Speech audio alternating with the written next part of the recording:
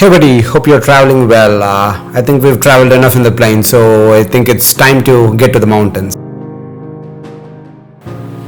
Riding a motorcycle across the mountains, especially the Himalayas, demand a higher driving skills, whereas riding in wet conditions is entirely a different ball game. Put together, they really make you look like an idiot.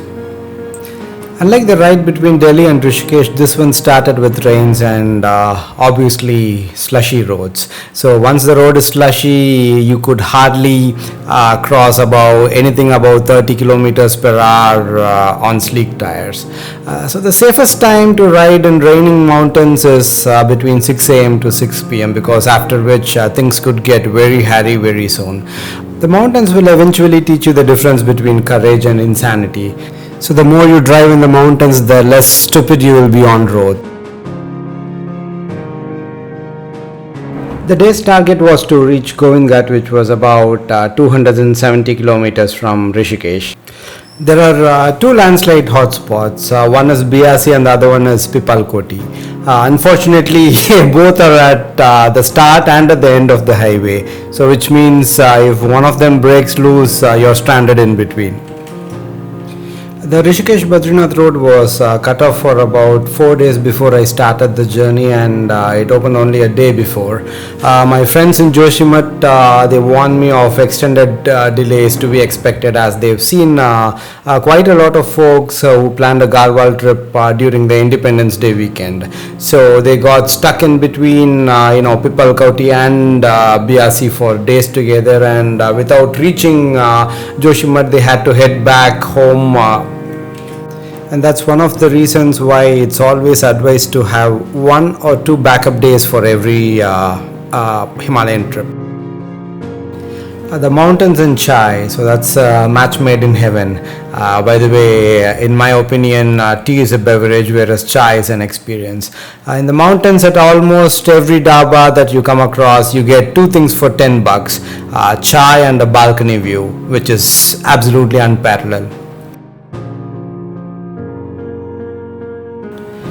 One chai can keep me hydrated, warm, and more importantly, forget hunger for a couple of hours. Rains were replaced by fog as I headed towards Devprayag, the first of the 5 major Gangetic confluences before the river hits the plains. It's actually from this point the river is called Ganges or Ganga, because above this the green tributary that you see is called Bhagirath, which originates from the Gaumukh glacier. The furious muddy one is the Alaknanda, which melts away from the Swargarohini, which is under the foot of Mount Chaukamba. So in a way, Devprayag can be called as the place where the Ganges is actually born, because if not for the story of King Bhagirath, who did penance and brought the Ganges from the heavens, Gomukh wouldn't have been the birthplace of Ganga. Anyways, the river doesn't care what she's called in what part of the world, she just flows. There's a saying that is very popular with mountain lovers. The best view comes after the hardest climb. So as the fog clears, you get to reap the benefits of riding through rain and slush. And when you get 1 or 2 patches of clear blue sky, so that's the time for your paisa vasool. Srinagar is the biggest town on the highway, and between Srinagar and Rudraprayag, which is the next confluence, you come across this temple, the Dari Devi temple, which is right in the middle of the river. This temple has an interesting story. They've built a dam across the Alaknanda and Srinagar, and the old temple was completely submerged. So what they've done is they've lifted the entire temple and inserted pillars under it. I'll leave the exact location in the description. When you are on the highway, you can actually see the temple, but if you actually want to get into the temple, it's a 2-kilometer hike down and up to the highway. After another 65 kilometers of driving from Devprayag, you reach the second major confluence, Rudraprayag, where the Mandakini from Kedarnath drains into the Alaknanda.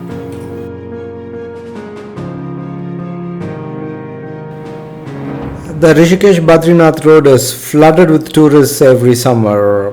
every day you have tens of thousands of tourists flocking and blocking the highway. So chances of one going hungry on the entire highway is extremely unlikely, as you have a series of dabas all over the highway.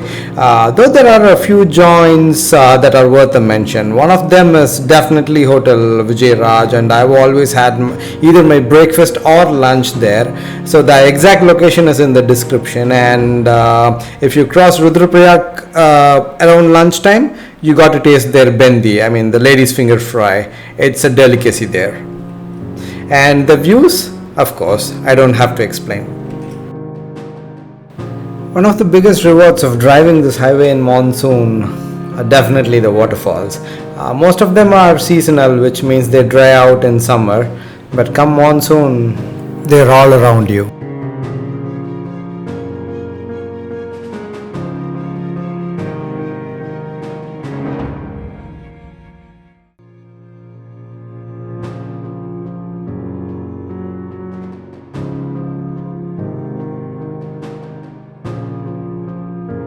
So far so good. The roads were pretty decent until Chamoli, and around noon I even had a few slots of clear blue skies. The green on the mountains, they just pop out and they are extra crisp as the sun hits them just after the rains.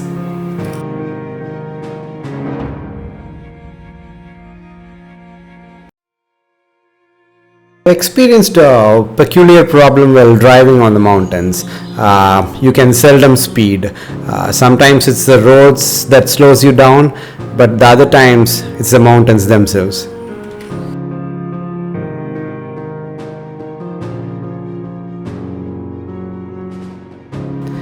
Over the years being in the mountains, I've understood one thing about them. The slower you move on them, the more you see of them.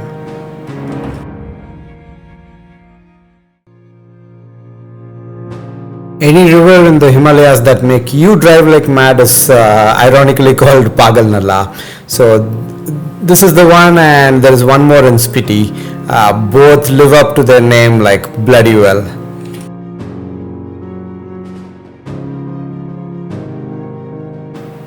With most river crossings in the mountains, you literally are driving over a riverbed.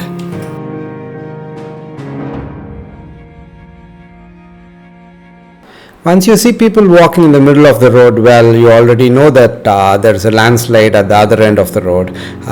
Every time I wait for a landslide to get cleared, my mind compares the mountain community to the people in the cities. See, for example, this landslide, it took about 2 hours to get cleared. But you see no one upset or even rushing or ending up blocking the road.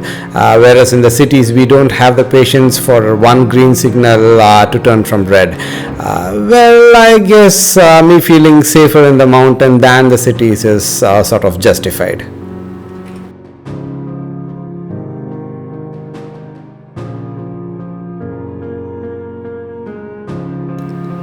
Once the traffic started moving, it took about 3 more hours to ride another 80 kilometers to reach Govind Ghat. I've done the same route in about 6 hours, but on that day it took about 12 hours or a little more to reach there. It was already dark when I was getting closer to Govind Ghat, and finally I ended up reaching Govind Ghat. Even though it took about twice the time, I had nothing to complain for. I was glad to reach Govind Ghat in a day without getting stranded. Govind Ghat. Every year, tens of thousands of people cross it to reach Badrinath, but most of them have no idea what a beautiful place they've just missed out and did not stop over. Thanks for traveling with me, and see you next week.